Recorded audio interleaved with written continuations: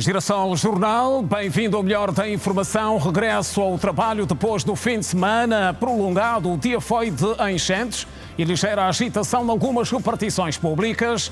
Qualidade da água, voz da população no Dia Mundial da Monitorização. O que se pensa sobre o caso de Angola? Conselho de Ministros, Conta Geral de Estado referente ao exercício aprovada em sessão extraordinária no Palácio da Cidade Alta. O dia foi também marcado por audiências. Censo Geral de População e Habitação. O processo arranca oficialmente dentro de poucas horas, com o país inteiro mobilizado para o sucesso da empreitada. Reflexões na rubrica Dúvidas e Certezas. Contas sobre a implementação do Plano Nacional de Fomento ao Turismo, lançado há sensivelmente 6 meses. Incêndios em Portugal. O governo declarou situação de calamidade em todos os municípios afetados. A atualidade no Girassol Jornal acontece também com o melhor do desporto. Bem-vindos.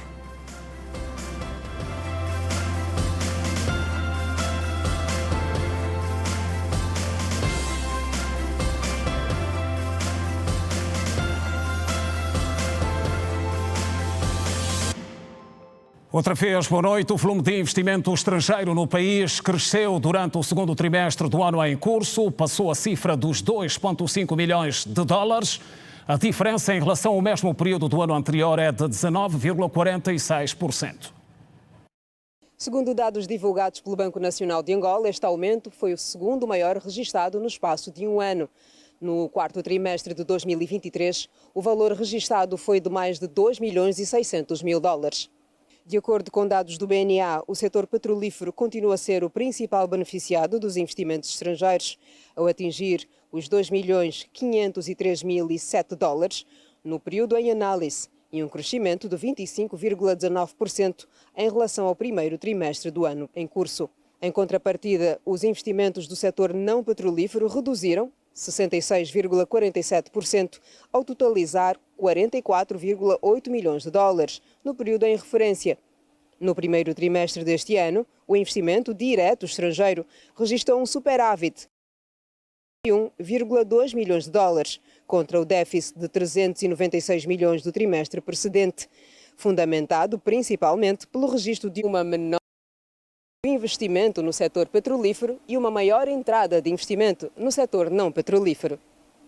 E continuam a ser motivos de preocupação os crimes de branqueamento de capitais, as alterações à lei de prevenção e combate ao branqueamento de capitais, financiamento do terrorismo e de proliferação de armas de destruição em massa foram apresentadas nesta quarta-feira durante um workshop que decorreu no Palácio da Justiça aqui em Luanda.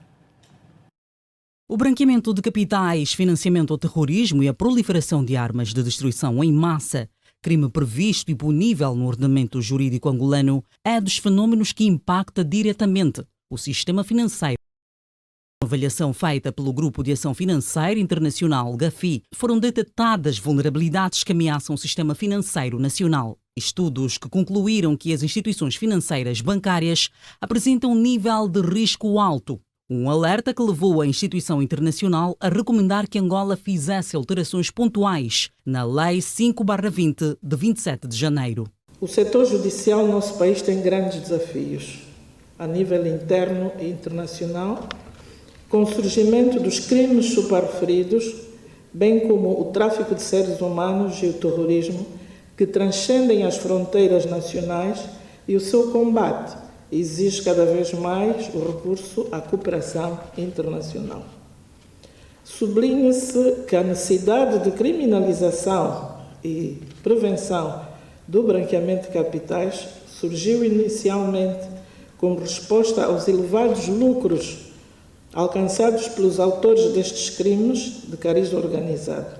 Entre as principais alterações feitas na lei constam a observância da comunicação imediata de operações suspeitas à Unidade de Informação Financeira para todas as entidades sujeitas, à incorporação de referência para cautelar a recolha de informação necessária sobre ordenantes e beneficiários de um lote de transferências eletrónicas transfronteiriças individuais agregadas, arresto de bens, alterações no valores das multas e melhorias das competências da Unidade de Informação Financeira. Destacamos essencialmente um fortalecimento das obrigações de comunicação sempre que estiverem-se diante de operações suspeitas, e nós temos estado a trabalhar no âmbito do processo de avaliação mútua que a Angola está a ser alvo, para podermos então identificar todos os elementos que permitam às entidades de supervisão em matéria de branqueamento de capitais poderem e salvaguardar os interesses das suas áreas próprias de atividade relativamente a essas matérias. Dado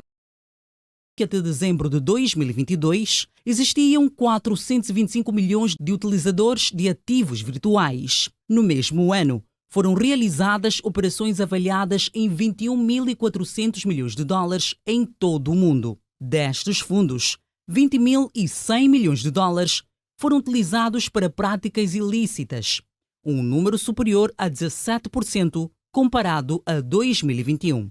Um outro elemento que também preocupa é, a nível das transações, poder haver o conjunto de informações suficiente, o reporte de informações atempado, para que as entidades possam, então, poder informar as autoridades de supervisão ou informar a unidade de informação financeira sobre operações suspeitas e fazer com que estas entidades possam atuar atempadamente relativamente à confirmação do branqueamento se verifica ou se de facto estamos diante de um crime de branqueamento de capitais.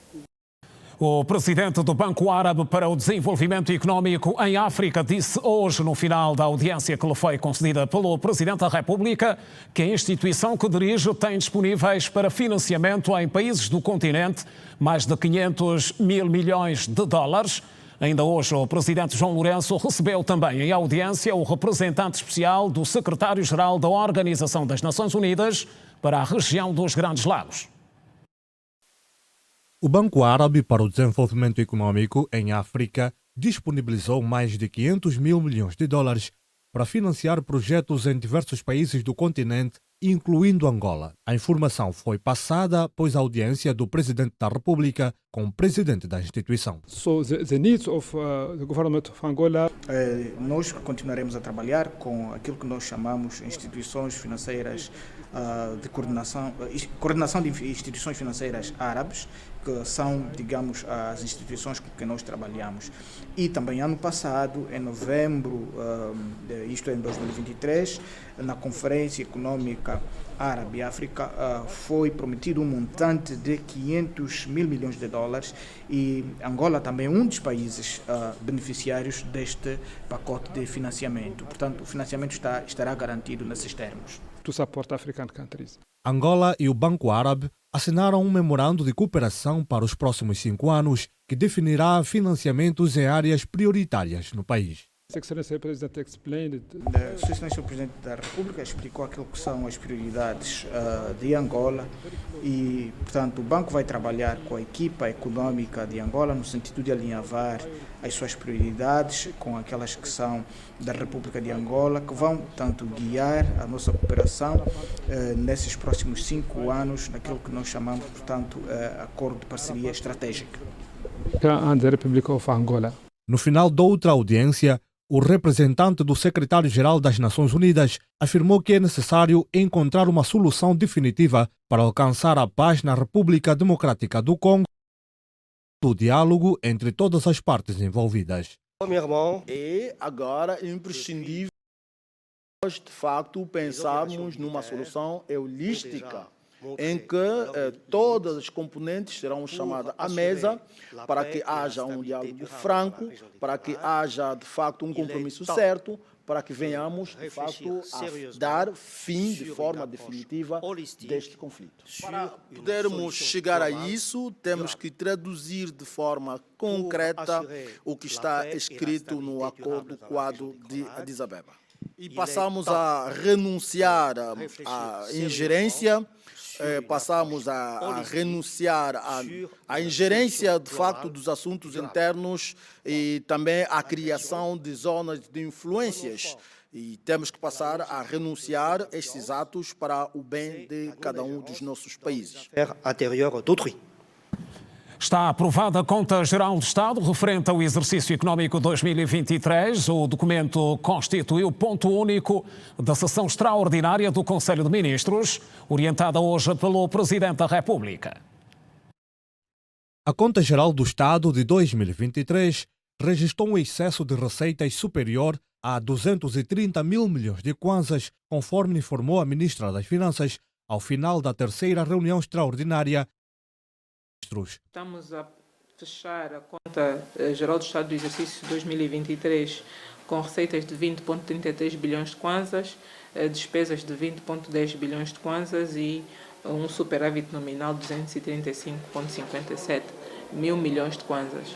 A conta geral do Estado é um documento que tem informação sobre os diferentes órgãos, entenda-se órgãos de soberania, órgãos da administração central e local do Estado, mas também informação sobre os institutos e fundos públicos, uma síntese sobre a performance do setor empresarial público. Vera Davis destacou que a elaboração e aprovação do documento seguiram todas as recomendações do Tribunal de Contas. No caso específico da Conta Geral do Estado 2023, ela foi trabalhada em cima das recomendações do parecer do Tribunal de Contas à Conta Geral do Estado 2022 e incorporou já o grosso daquelas que foram as recomendações desse parecer. Estamos em crer que esse é um processo de melhoria contínua. Após a aprovação pelo Conselho de Ministros, a Conta Geral estará disponível de forma parcial no site do Ministério das Finanças, sendo acessível na sua totalidade após a aprovação na Assembleia Nacional. E mal seja aprovada apreciada e votada em sede da Assembleia Nacional, passa a ação definitiva, de modo que é um processo de transparência, um processo de escrutínio a que nos submetemos naquela que entendemos que é o exercício de reporte, de transparência e de exercício de democracia que pretendemos sempre associar à nossa ação governativa. O Conselho de Ministros reiterou que a transparência na gestão financeira do Estado é essencial e a divulgação desses dados contribuirá para um melhor acompanhamento por parte da sociedade.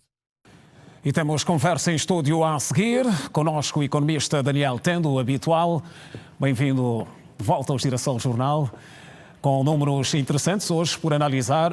Daniel, está aprovada a Conta Geral do Estado 2023, audiências dominadas também por garantias de investimento para a África. Temos ainda também esta informação que tem a ver com o investimento estrangeiro no país, que teve números satisfatórios no segundo trimestre do presente ano. Começamos pela Conta Geral do Estado, uma nota breve. Bom, quanto à nota, boa noite, Simeão, boa noite os telespectadores da Girassol. No que refere à Conta Geral do Estado, há aqui aspectos positivos a se ter em conta. Primeiro é o facto de já termos ele concluído para a Assembleia Nacional. O outro aspecto é o crescimento do PIB durante o ano de 2023, diferente dos anos anteriores, que tínhamos períodos sistemáticos de recessão. Desta vez temos um crescimento na ordem de 1%, não muito distante daquilo que eram as perspectivas econômicas, na ordem de 2%, uma inflação na ordem de 20,6%, que também não era tão elevada conforme o que estamos a vivenciar agora. Ou seja, estamos a falar de números em média razoáveis. Sim, são números razoáveis, tendo em conta a realidade atual e aquilo que foram as perspectivas econômicas inicialmente concebidas. O outro aspecto é também o crescimento na ordem de 10% do património do Estado. Então, penso que frisou a ministra Vera Davis, todas as recomendações no âmbito da transparência daquilo que é a gestão financeira foram cumpridas. Há um aspecto que é importante, tal como é relevante o Orçamento Geral do Estado, também tem a sua importância, porque é aí onde nós conseguimos fazer com que o governo preste conta. Ou seja, é o documento em que o governo presta conta daquilo que foi a execução do orçamento do ano anterior. Audiências de alto nível. No Palácio da Cidade Alta esteve hoje o presidente do Banco Árabe de Desenvolvimento Africano, certo, e deixou garantias também de investimento em África. Bom, isso prova que no âmbito da diplomacia diplomacia econômica, no âmbito da contínua melhoria do ambiente de negócio, há ações e tarefas a serem executadas. Quando conseguimos atrair players do sistema financeiro mundial desta dimensão, é prova de que há trabalhos a serem executados e que Angola, do ponto de vista geral, tem condições favoráveis para atrair investimentos desta natureza, e com as ações que têm se levado a cabo, temos total confiança de que resultados virão com players desta dimensão no nosso mercado. O banco tem aberto mais de 500 mil milhões de dólares. Sim, são mais de 500 mil milhões, é um valor interessante. Nós temos projetos estruturantes que carecem de financiamento. O setor agrícola, continuamos a ter uma economia muito dependente do setor petrolífero e há toda a necessidade de diversificarmos, e só o Estado não será suficiente ou capaz de dar resposta a isso. O governo deve aparecer como um catalisador ou catalisador de recursos para que o setor privado interno consiga esses recursos financeiros para dar resposta às necessidades de diversificação da nossa economia. E com players como este, como referi anteriormente, certamente teremos resultado. Agora, números sobre ainda investimento estrangeiro no país. São dados satisfatórios? Bom, há aqui dois aspectos. O primeiro trimestre deste ano, 2024, não foi o melhor. Nós tivemos uma atração muito minúscula comparando com o segundo trimestre. O outro aspecto a ter em conta é que neste segundo trimestre tivemos o setor petrolífero em alta, como é hábito. Isso mostra que o nosso setor petrolífero continua a ser atrativo, continuamos a ter condições favoráveis para atrair players, e desde que saímos, desde que Angola deixou de pertencer à OPEP, um dos grandes desafios era esse: conseguir mais investimentos para o setor, para elevar ainda mais a sua produção. É daí também onde vem novas previsões de uma produção acima do previsto inicialmente, na ordem de milhões de barris dias, tendo em conta essa capacidade de atração de investimento que Angola teve durante o segundo trimestre. Portanto, 19,46%. É razoável porque estamos é o sexto mês do ano, ou seja, é um período comparativo dos primeiros seis meses do ano. Está dentro da estimativa, são 19%. Agora, a grande questão que chama a atenção é o facto do setor não petrolífero não ter capacidade ou não conseguir atrair o desejado. Comparando com períodos homólogos, teve uma redução substancial, o que não é bom.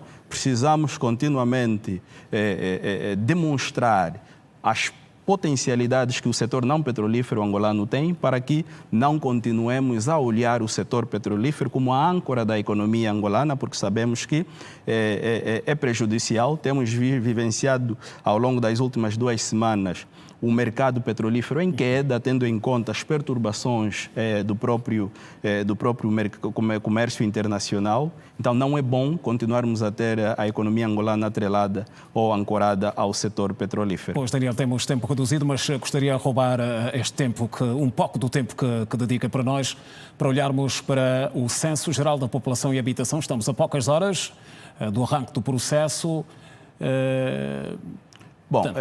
O censo, como temos reiterado várias vezes, acaba por ser um instrumento de extrema governação. É através deste instrumento que o governo vai poder saber quantos somos, quem somos, onde estamos. Do ponto de vista econômico, existe um dilema que é conhecido entre necessidades ilimitadas e recursos escassos. O censo vai permitir o governo saber o que produzir, onde produzir, quanto produzir, porque tendo em conta os dados que serão colhidos a nível do terreno. E a expectativa é em torno desses dados, de facto. Exatamente. Para termos uma ideia, o foco é população, não é? Precisamos saber quantos somos, precisamos determinar em termos etários onde está mais concentrada a nossa população. Na verdade, estudos singulares já têm apresentado que somos maioritariamente jovens. Dados da própria Nações Unidas mostram que mais de 53% a 55% da população angolana tem idade compreendida entre 15 a 64 anos de idade. Em relação a estes censos, já existem projeções, a princípio já há uma grande probabilidade de os resultados mostrarem o contrário, ou se apresentarem além das projeções Há atuais. probabilidades sim, porque no ano 2014 tivemos a mesma surpresa. Esperávamos ter aí perto de 20 milhões e depois conseguimos, os dados mostraram que estávamos perto de 25 milhões. Hoje, o dado das Nações Unidas mostravam até dezembro de 2023 na ordem de 36,7 milhões de habitantes. É provável que ou igualemos este número ou mesmo superemos este, porque nós temos um crescimento anual na ordem de 1 milhão de habitantes, tanto naquilo que é o crescimento natural como o crescimento através do processo migratório. Pois, então, Daniel, vou agradecê-lo mais uma vez. É sempre um prazer tê-lo. Então, contamos estar juntos numa próxima oportunidade. Continuação de bom trabalho e até a próxima. Está bem, obrigado, Simeão. Pois. Okay. Censo Geral da População e Habitação. Contagem regressiva. Em destaque.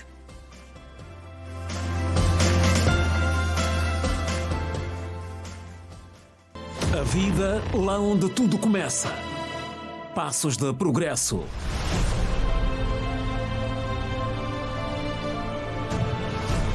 Conquistas e desafios ainda por vencer.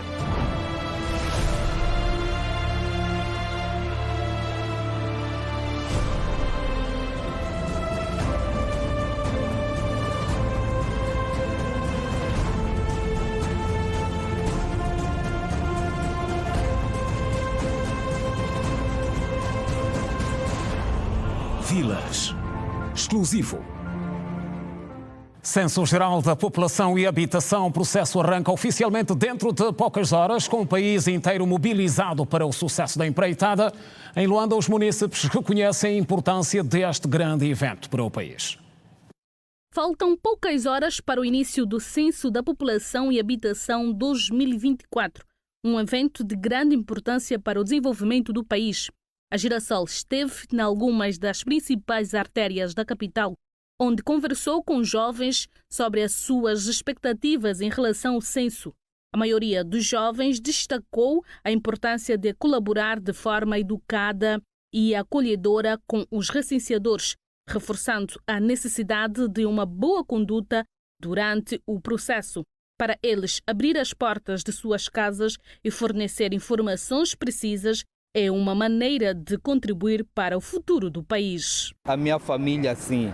Até porque só somos 3 membros e um ainda não tem noção, porque encontra-se simplesmente com 12 meses de idade. Eu e a minha esposa, obviamente que temos a noção. De que forma é que vão receber os recenseadores? De princípio, o primeiro contato vai ser dele, ele nos vai encontrar. Não posso dizer como ele nos vai encontrar, porque há uma ética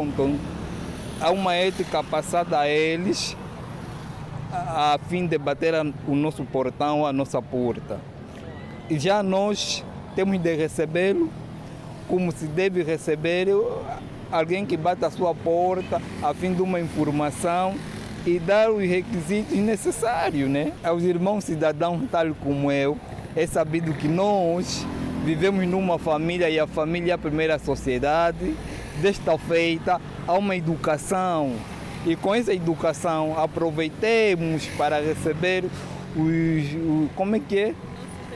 os nossos recenseadores, a fim de contribuirmos também na facilidade do seu serviço. Vamos receber, eles vão chegar, vão bater a porta, nós vamos receber dentro da nossa casa e para eles fazerem a contagem da população ou do pessoal que vive na minha casa. Recebi uma mensagem sobre o censo que nós devemos nos esperar em casa. Por outro lado, alguns jovens expressaram expectativas de que o censo deste ano seja mais organizado do que o anterior, sugerindo que uma maior preparação dos recenseadores terá mais eficiência ao processo. Esperam que as equipas de recenseamento sejam devidamente treinadas e equipadas para conduzir o trabalho de maneira rápida e eficaz, minimizando possíveis falhas logísticas. De facto, é com muita expectativa que a gente está à espera dessa outra estatística que nossa população vai receber.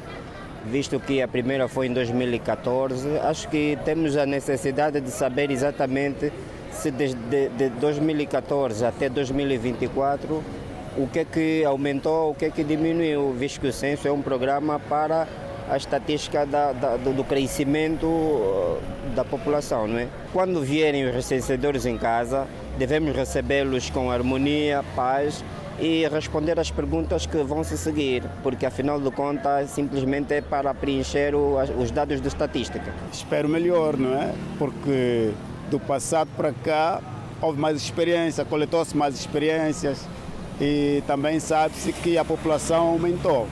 De lá para cá houve um elevado número de natalidade. Então isto dá com que as experiências sejam maiores. E também, não obstante o custo de vida, hoje, também é um facto. Isso também é um facto. Então nós queremos pedir, quer o governo, quer a sociedade civil, quer a população em geral, que recebam e participem com amor à camisola, recebam os recenseadores e também saibam, não é, lidar e fornecer os dados necessários, porque é no censo onde se recolhe os dados principais para criar as situações necessárias da população. Este censo será crucial para traçar um retrato atualizado da população, das suas condições e habitações e para projetar o futuro, sendo a participação cidadã um fator determinante para o sucesso da operação. E na província de Benguela estão todas as condições criadas para o arranque do censo. O governador local trabalhou hoje no município de Lubito. O governador provincial de Benguela esteve nesta quarta-feira no Centro de Logísticas de Apoio ao Censo 2024, no município de Lubito, para constatar o grau de prontidão do arranque do censo às 0 horas desta quinta-feira, onde foi informado sobre os aspectos organizativos do processo censitário. No final da constatação, o sentimento foi de satisfação, onde aproveitou apelar à participação massiva dos cidadãos. Está tudo a postos, né?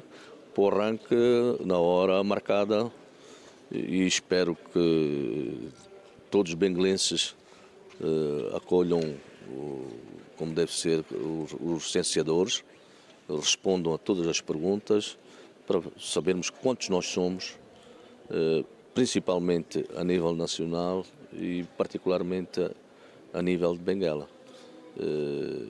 Nós temos à volta de 5.031 recenseadores que vão andar pela província toda, em todos os recantos da nossa província. E estou convencido que as coisas vão correr bem. Há algumas pontas soltas, mas o andamento do tempo vamos corrigindo. A que pontas soltas se refere, Sr. Governador? Não é pontas soltas. É lógico que numa atividade destas, com esta dimensão, as coisas nunca estão a 100%, né? Mas são coisas banais que depois vamos comatando, né, com o tempo, com o andar do tempo. Por seu turno, o diretor provincial do Instituto Nacional de Estatística em Benguela garante ter as condições criadas. Está tudo a postos, temos os meios todos preparados, quer transporte, quer tecnológicos, a logística em termos de indumentária, e estamos em crer que hoje, às 0 horas, que é a hora marcada a data censitária, daremos o arranque na província de Benguela, em particular e no geral do país. E os munícipes dão mostras que irão responder positivamente ao censo 2024 e destacam a importância da atividade censitária para o país. É sempre bem-vinda essa atividade, uma vez que o censo tem uma grande importância para a nossa população, não é?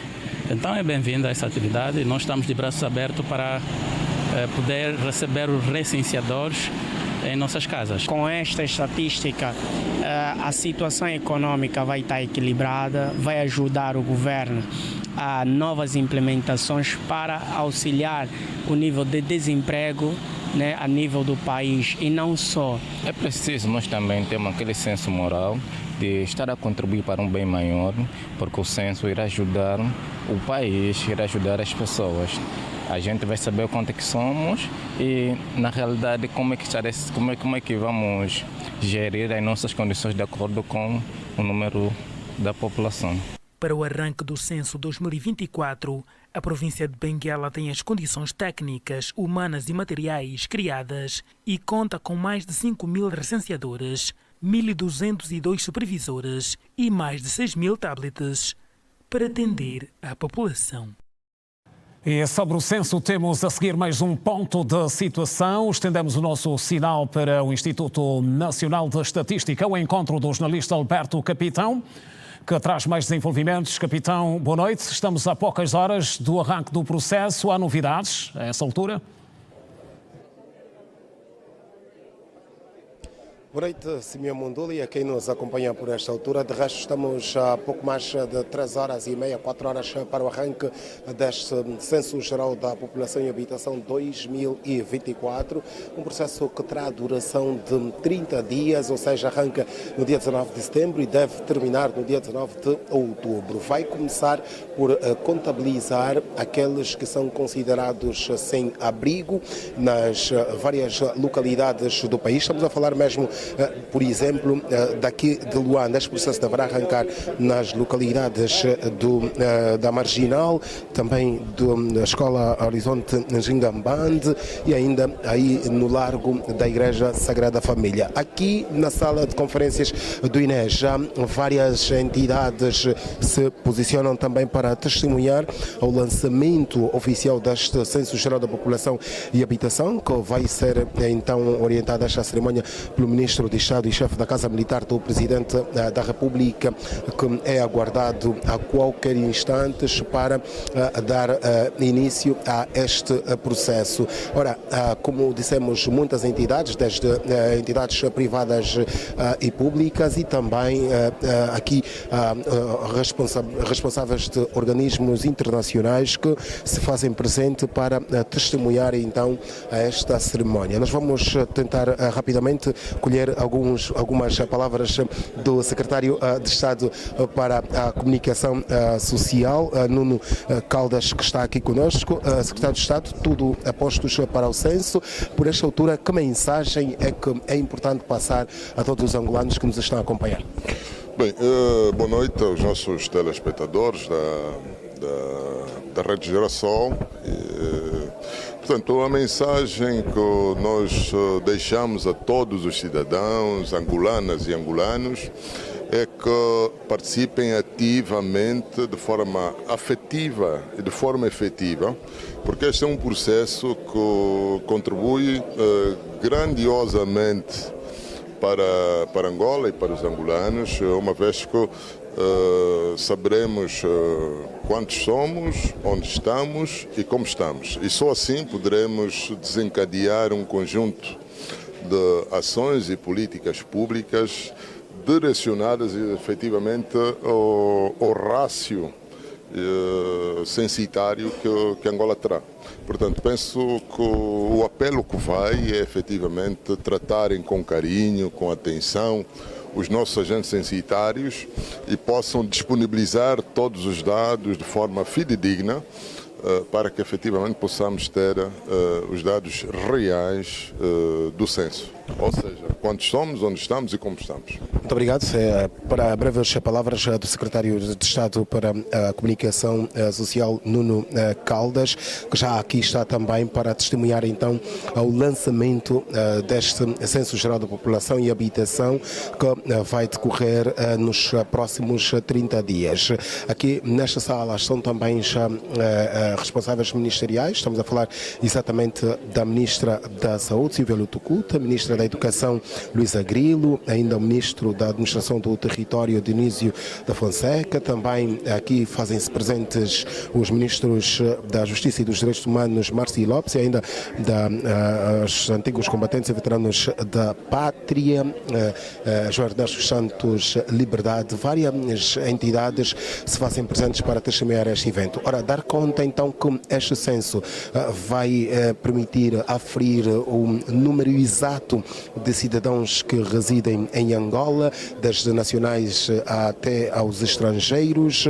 Vai também permitir saber quais as condições destes cidadãos que habitam aqui no nosso país e poder então dar agora a oportunidade para a criação de políticas mais inclusivas. Um censo que, em termos de custos, está avaliado em cerca de 30 mil milhões de dólares investidos pelo Executivo, mil milhões de quase, assim é que está correto, investidos pelo Executivo para a concretização das processos. Nós vamos fazer agora um ponto e vírgula nesta transmissão, porque voltaremos então logo tenha início a cerimónia, que já não deve demorar muito a acontecer, já que já se fazem a esta sala vários responsáveis ministeriais. Aguarda-se concretamente mesmo só pela chegada do Ministro de Estado e chefe da Casa Militar, que é o coordenador deste todo o processo, Francisco Pereira Furtado. Nós voltamos a qualquer instante, Simeão Mundula. Ora bem, Alberto Capitão, boa noite. Um ponto de situação a partir do Instituto Nacional de Estatística é uma questão de horas e a contagem começa. Quarta-feira, primeiro dia de trabalho depois do fim de semana prolongado. Em Luanda, algumas repartições públicas registaram ligeira agitação em função do volume de solicitações. De forma geral, notou-se pouca ausência de funcionários nos postos de trabalho.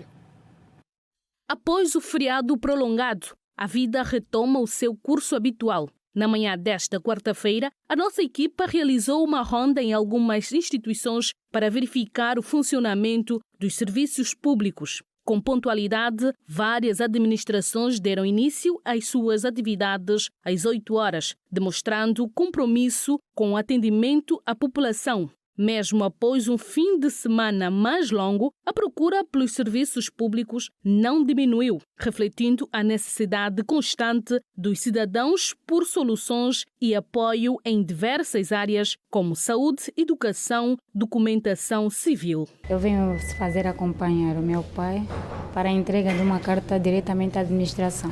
Mas é de agradecer a Deus por eu ter encontrado aqui o pessoal. Estou a ser bem atendida. Nos dias de hoje, esperaria, se calhar, o estabelecimento ou a instituição sem pessoal a trabalhar. Mas no dia de hoje, graças a Deus, encontramos aqui o pessoal a trabalhar. Cheguei menos pouco das 10 horas, o atendimento foi razoável, foi bem atendido e não tem exclamação enquanto o atendimento público que houve aqui hoje na administração. Eu vim fazer o levantamento dos bilhetes das minhas crianças. Tratei na segunda-feira da semana passada. Eu, não me engano, cheguei aqui quando era 10 horas. Funcionários dos serviços públicos destacam a responsabilidade como um fator crucial para o desenvolvimento e eficiência do setor. Segundo eles, o compromisso com o cumprimento das tarefas, a pontualidade e a dedicação no atendimento aos cidadãos são pilares que sustentam o bom funcionamento das instituições. Por conta da responsabilidade que cada um tem enquanto funcionário, enquanto servidor público, sabe das responsabilidades e hoje, sendo um dia normal, não obstante de sairmos ou de virmos de um feriado prolongado, ainda assim os funcionários se fizeram presente e os trabalhos decorrem numa normalidade. Todos chegaram cedo e com um bom astral para trabalhar. Ninguém chegou com o rosto de ressaca. Correu bem, graças a Deus, mas com a responsabilidade de aparecer na quarta-feira para cumprir com mais um dia laboral.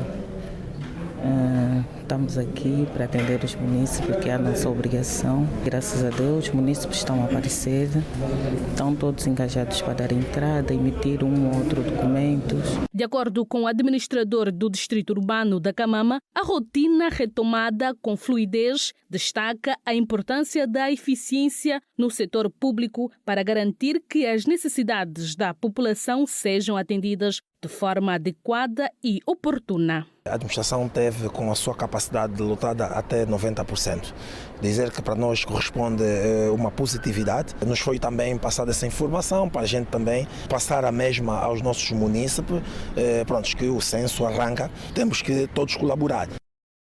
E na província da Huila foram registados durante o fim de semana prolongado um total de 15 acidentes de aviação que resultaram em uma morte e 21 feridos. Ainda na sequência,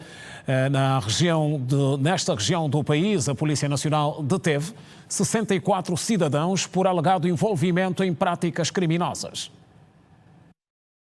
64 suspeitos com idades entre os 18 e os 52 anos foram detidos na Huila durante o fim de semana prolongado.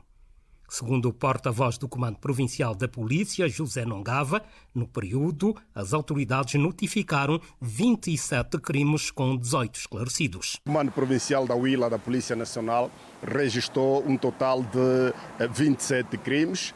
Dos crimes registrados, 18 foram esclarecidos, que culminou com a detenção de 64 cidadãos implicados nos crimes de roubo, furto, ofensa à integridade física e posse e tráfico de cannabis. De acordo com José Nongava, a polícia recuperou vários bens furtados e roubados e encontrados com os detidos. Das ações policiais, foi possível apreender e recuperar 31 computadores portáteis, 3 garrafas de gás butano de 12 kg cada, 2 TV plasma, 50 metros de cabos elétricos, 120 e 59 embrulhos de cannabis vulgo lhamba. O oficial da polícia adiantou que uma pessoa morreu, 21 outras ficaram feridas, em consequência de 15 acidentes de aviação. Dizer que durante o período foram registrados um total de 15 acidentes, dos quais destacamos o acidente ocorrido cerca das 19 horas e 50 minutos na Estrada Nacional número 280, que liga o município de Mpata e a cidade do Lubango, o município de Lubango, que teve como colisão entre duas viaturas, uma de marca Hyundai, modelo i10, e outra de marca Toyota Land Cruiser.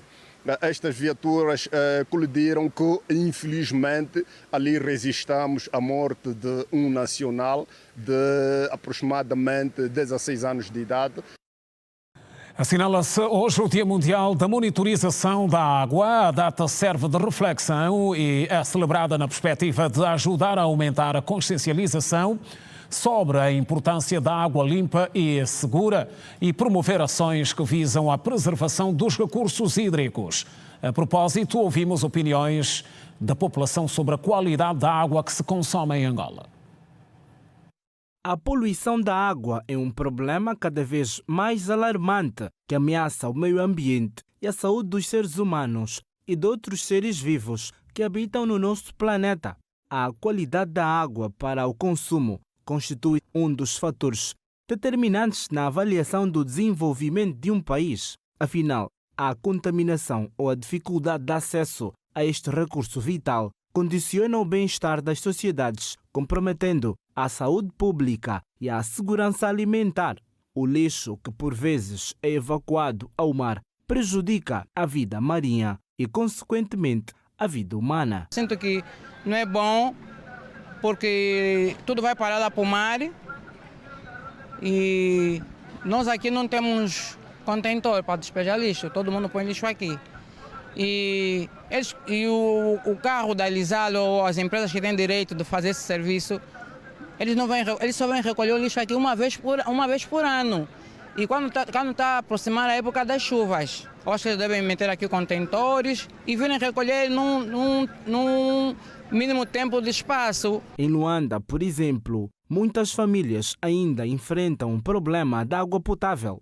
Em muitas localidades ainda consome-se água inapropriada. A população pede soluções urgentes com vista ao melhoramento da água. Temos um chafariz, mas esse chafariz só passa água salobra. Esta água não dá para beber. É só mesmo para lavar, usamos para lavar e para cozinhar e para tomar banho.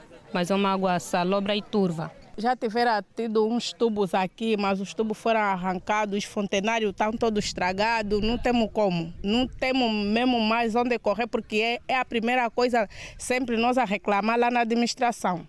Segundo a Unicef, em Angola, apesar dos investimentos e progressos notáveis e já registados, cerca de 40% da população ainda não tem acesso a uma fonte de água apropriada para beber.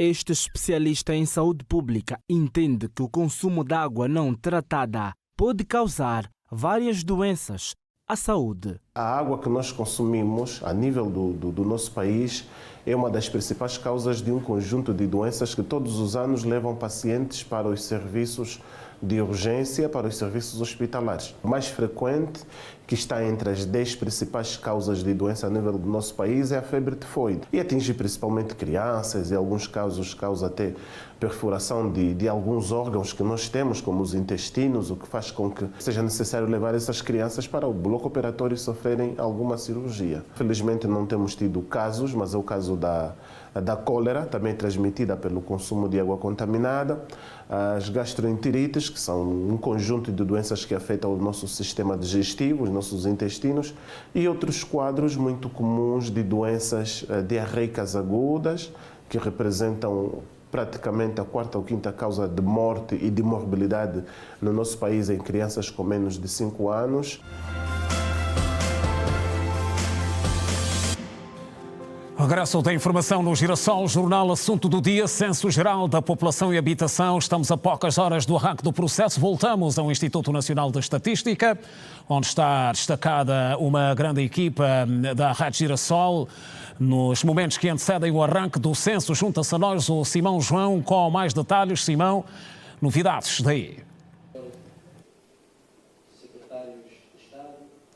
Ora, boa noite, Simão Mundula. Por esta altura já começa então este certame e neste momento o Ministro de Estado e chefe da Casa Militar do Presidente da República, Francisco Pereira Furtado, faz então o discurso de abertura do lançamento do Censo 2024, pela qual vamos acompanhar neste momento.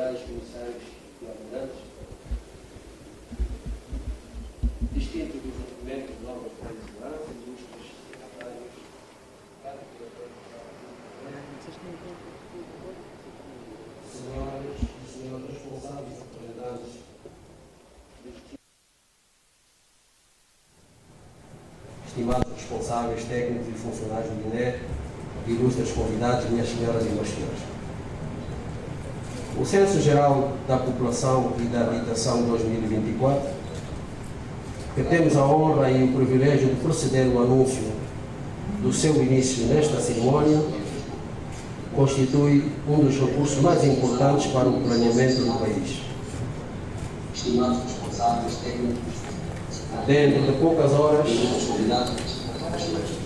iniciará o momento censitário em todo o país e o lema do Recenseamento Geral da População e da Habitação, juntos contamos por Angola, expressa bem a importância da necessidade de contagem da população do país, uma vez que são decorridos 10 anos desde a realização do último recenseamento geral da população. O censo é útil para contabilizar o corpo populacional, além das características sexo, idade, educação, trabalho e renda. Os dados do censo demográfico permitem conhecer a realidade de toda a população no âmbito da sua realização, obter uma radiografia bem mais nítida sobre as condições de vida e das desigualdades no país e, mais ainda, possibilitam elaborar projeções para o país em diversas áreas. As tendências e dinâmicas demográficas desempenham um papel importante no desenvolvimento econômico de qualquer país e as perspectivas demográficas no quadro político de planeamento e desenho de políticas públicas é crucial, tal como sucede com outras variáveis fundamentais. A dimensão e a estrutura da população têm um impacto no crescimento econômico, bem como nas suas finanças públicas, influenciando a sua capacidade de desenvolver e manter políticas essenciais como as de proteção social, de acesso a cuidados de saúde, educação, habitação e segurança pública, só para destacar algumas áreas. Os censos têm a vantagem incomparável de abranger todo o universo estatístico até as unidades geográficas mais pequenas do país, da província ou do município, e constitui uma ferramenta importante para o planeamento e desenvolvimento de políticas públicas, uma vez que fornece informações sobre a população, sua distribuição geográfica, suas características socioeconômicas e educacionais, entre outras. Por meio do censo, o executivo governamental poderá saber quantos angolanos vivem em condições de pobreza, debater e planear ações para promover o desenvolvimento de políticas públicas visando promover o bem-estar das populações do país. Ao longo de quase 21 meses, foram desencadeadas diversas ações concretas com o objetivo de garantir a realização exitosa desta que é a maior operação estatística que Angola realizará a partir das 0 horas de amanhã, 19 de setembro.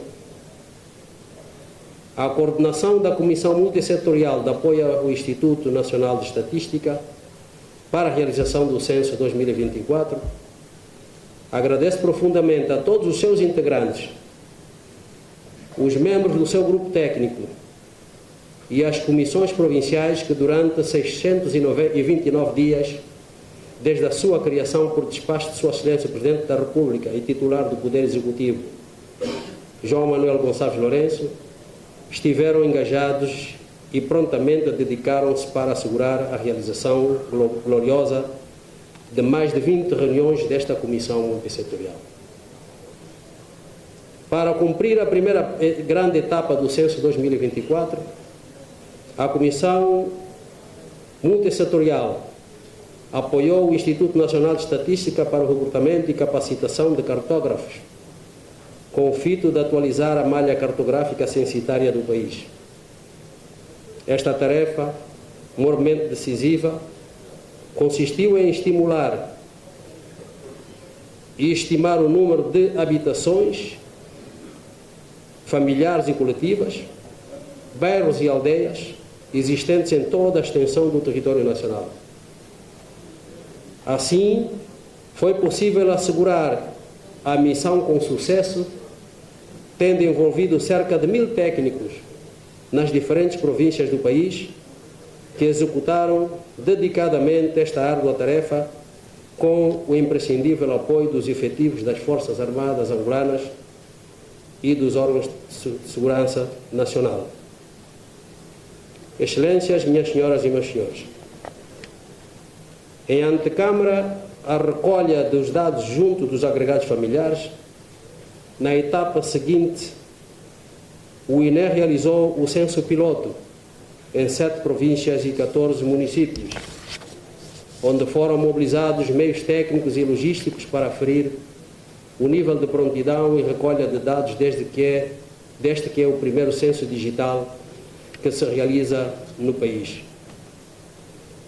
O censo piloto, que inaugurou o ensaio digital, isto é, a entrevista aos agregados familiares por meio de tablets, abriu uma era moderna, sobretudo no mecanismo de recolha censitária, o que seguramente vai adicionar maior fluidez no tratamento e ensaio e análise de dados estatísticos em Angola. Os pontos aleatórios selecionados para a recolha do censo piloto foram estratégicos, pois permitiram aferir o panorama no terreno de maneira mais realista e precisa, ao conduzir o levantamento de dados estatísticos interessantes, como a magnitude de agregados familiares e das suas habitações. Para o dia de amanhã, 19 de setembro de 2024, momento censitário, foram recrutados e treinados mais de 79 mil agentes recenseadores em todas as províncias do país, para junto das famílias nacionais e estrangeiras residentes em Angola, poderem realizar porta a porta as entrevistas diretas para que em Angola, África e o mundo se conheça como anda o nosso belo e grande país.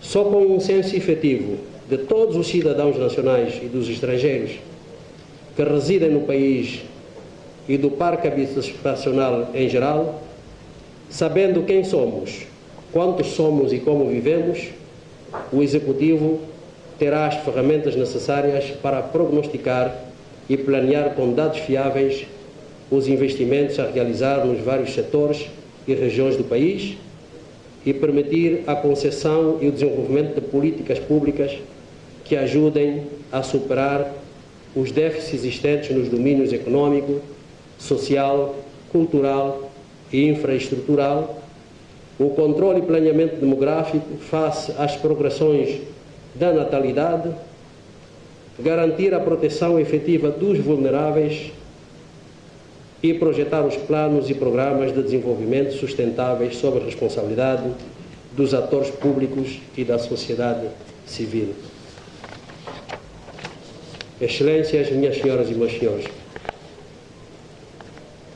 expressamos os agradecimentos do Executivo angolano ao Fundo da População das Nações Unidas, FNUAP, pelo apoio prestado ao INE na contratação de consultores de cartografia, consultores técnicos, principal, consultor de comunicação e consultor de informática.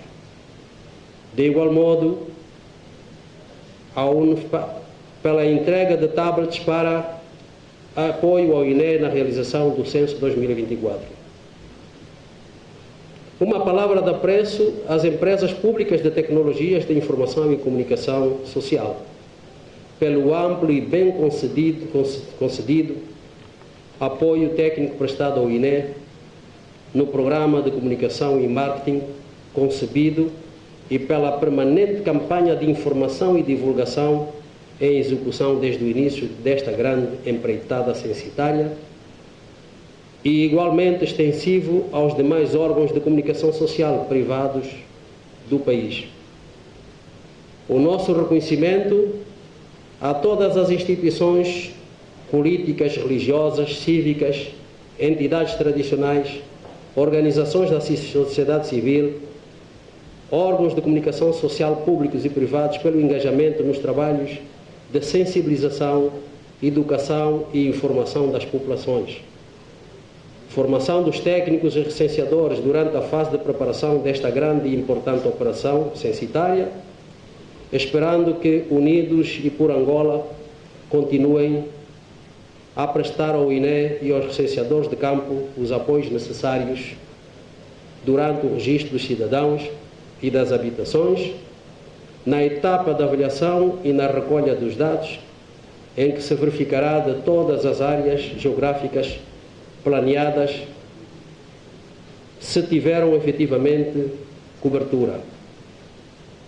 Igualmente, permita-me expressar o reconhecimento antecipado do Executivo através da Comissão Multissetorial de Apoio à Realização do Censo 2024 aos órgãos de defesa e segurança nacional, particularmente ao Estado-Maior-General das Forças Armadas, seus ramos, comandos regionais e unidades de implantação territoriais, ao Comando-Geral da Polícia Nacional, aos comandos provinciais e locais e aos respectivos efetivos militares e policiais, pelo seu empenho e apoio ao INE durante as diferentes etapas de preparação desta importante e complexa operação censitária, e exortar que mantenham a mesma atenção dinâmica de ação e vigilância durante a realização até o término da missão, cientes de que a pátria aos seus filhos não implora, ordena.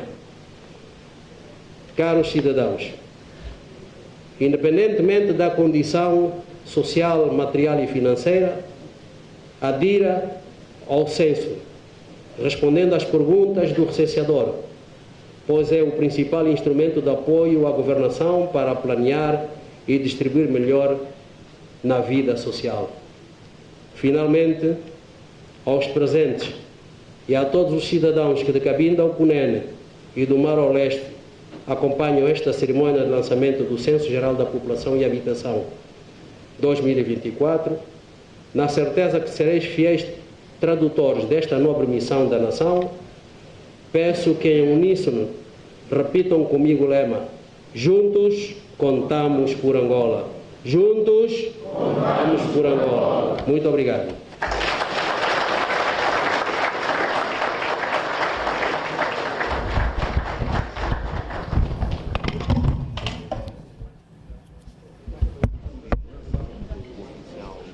Aqui está o discurso oficial da abertura do Censo Geral da População, que deverá então acontecer a partir das 0 horas de amanhã. O Ministro de Estado, chefe da Casa Militar do Presidente da República, Francisco Pereira Furtado, a dar aqui conta que este Censo Geral da População vai contar com mais de 79 mil técnicos que deverão então recolher os dados da população e ainda que este censo, portanto, terminou, contou com mais de 1000 técnicos para a recolha preliminar dos dados do Censo Geral da População. Nós, com certeza, vamos continuar a acompanhar todo o movimento em prol deste Censo Geral da População, que arranca efetivamente a partir das 0 horas de amanhã, quinta-feira. Simão Mundula.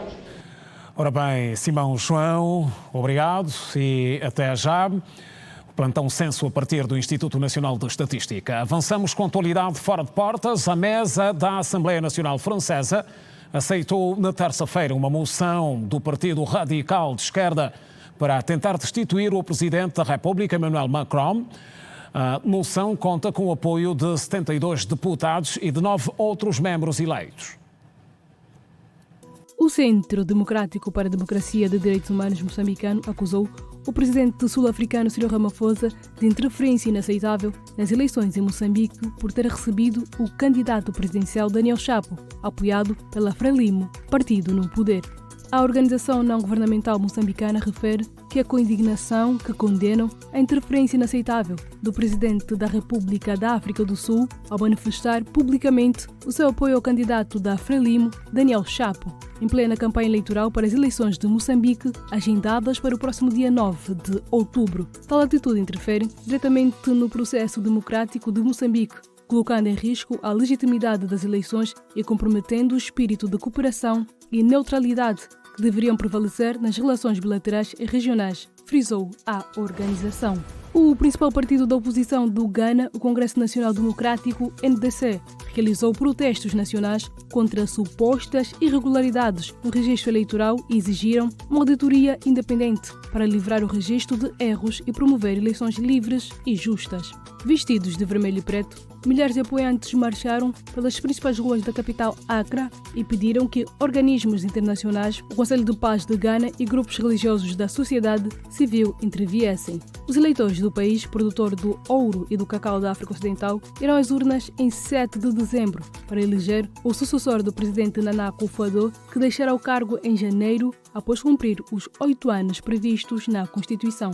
Os líderes do partido NDC declararam que a Comissão Eleitoral transferiu legitimamente eleitores para diferentes sessões eleitorais sem o conhecimento deles, comprometendo a integridade do processo. Apenas um dia depois dos pagueiros utilizados pelo grupo militar Hezbollah terem sido detonados no Líbano e matarem 12 pessoas, voltaram a ouvir-se explosões em todo o país nesta quarta-feira.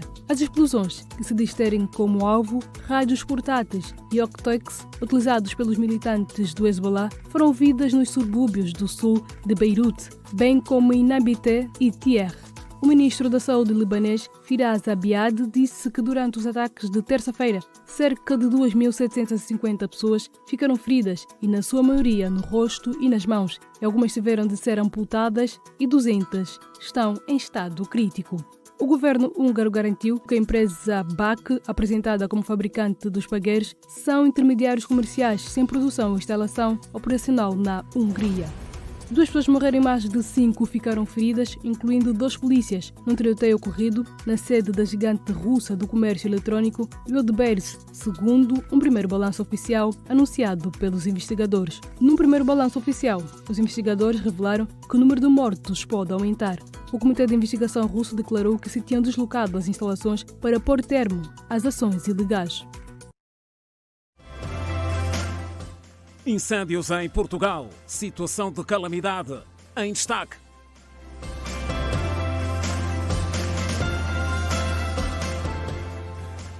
E é o assunto imediatamente a seguir. O governo português declarou situação de calamidade em todos os municípios que estão afetados pelos incêndios.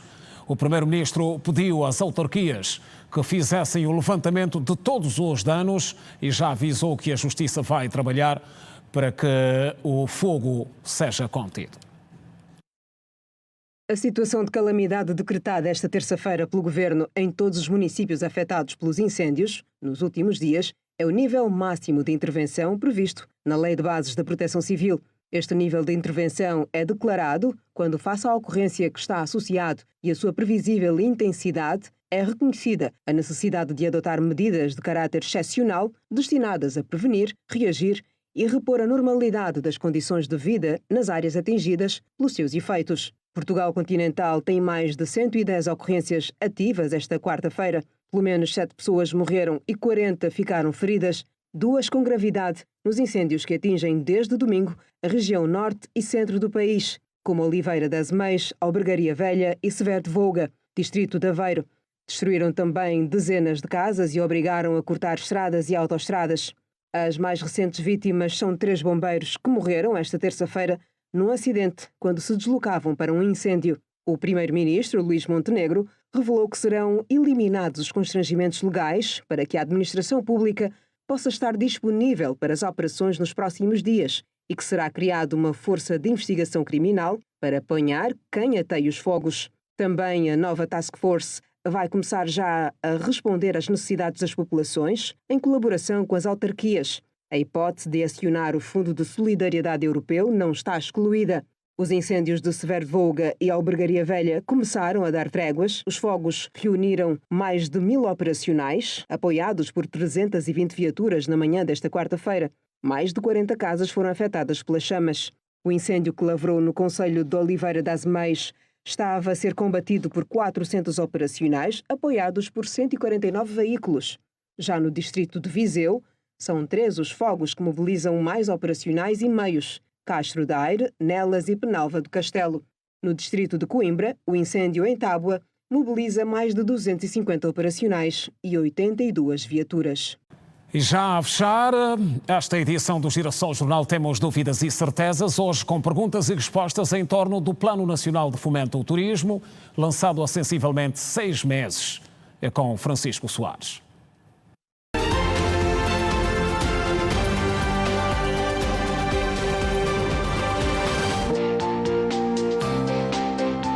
Olá, bem-vindo. Mais uma vez estamos aqui para mais uma edição do Dúvidas e Certezas e dessa vez vamos olhar e analisar os 6 meses desde a implementação do Plano Nacional do Turismo, olhando especificamente para os avanços e recuos.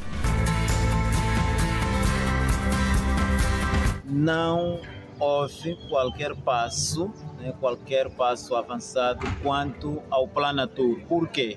O Planatur ainda não tem execução financeira, não tem execução orçamental. Foi aprovado um orçamento de 3.500.000 mas até aqui não se executou nada porque não houve ainda a arrecadação das verbas. Obstáculos devem-se à dificuldade na captação de investimentos.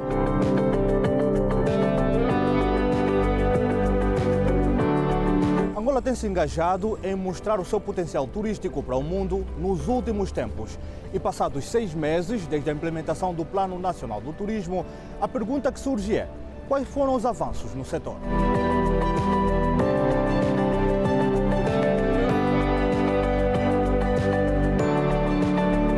A nossa logística ainda é deficitária.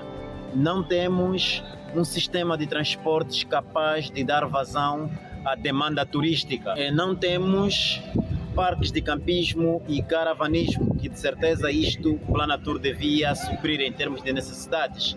Ainda não temos. Temos hotéis em alguns pontos do país, mas que também enfrentam dificuldades porque precisam de financiamento para impulsionar a sua atividade. Não temos eletrificação nem água nos pontos de interesse turístico. Não temos a acessibilidade nos pontos de interesse turístico.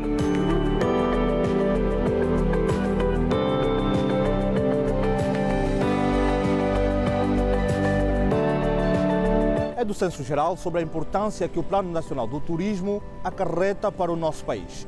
Mas quais são os desafios que ainda persistem para o cumprimento pleno deste plano? Os 3 mil milhões de dólares sejam implementados de forma faseada, que no exercício financeiro 2025 se contemple uma parte para o turismo, já que esses 3 mil milhões de dólares sabemos que uma parte vai ser investimento privado, outra parte estatal, enquanto não aparece que se faça de forma faseada. Haverá turismo no país, sim, turismo estruturado, turismo que gera renda, turismo que gera emprego, quando houver uma intervenção. Ao nível da legislação, precisa se melhorar.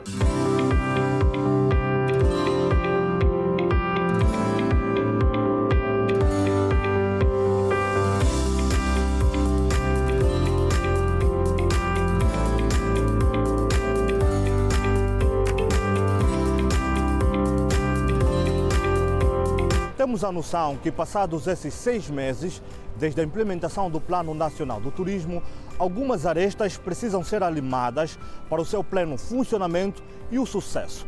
Até lá, esperemos que o país consiga aproveitar essa imensidão de oportunidades que o setor do turismo apresenta. Esta foi mais uma edição do Dúvidas e Certezas. Até a próxima semana.